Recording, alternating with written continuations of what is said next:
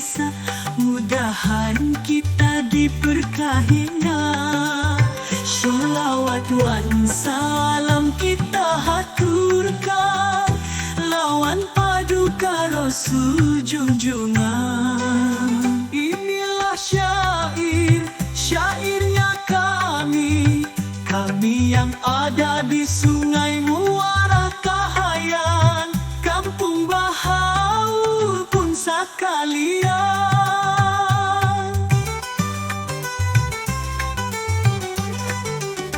Mahibur warga kula papadaan, nambakana di wilayah Sungai Muara Kahayan.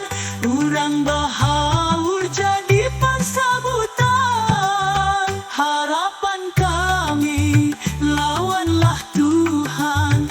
Mudah-mudahan diberikan keamanan wan kadamaian serta kemakmuran.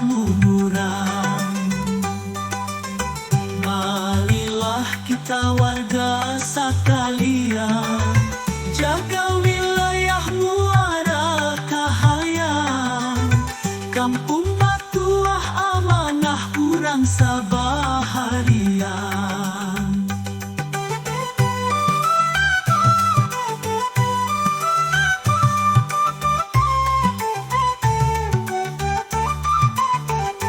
Kalaulah ada duit nang pajah, janganlah disimpan di dalam hati. Kalaulah ada langkah nang salah, jangan disimpan di dalam hati.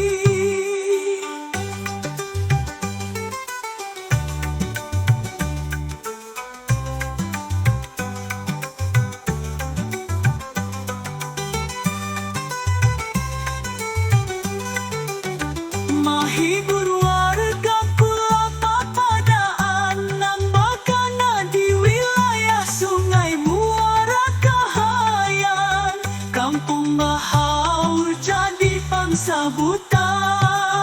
Harapan kami lawanlah Tuhan, mudah-mudahan diberikan keamanan wan kadamaian serta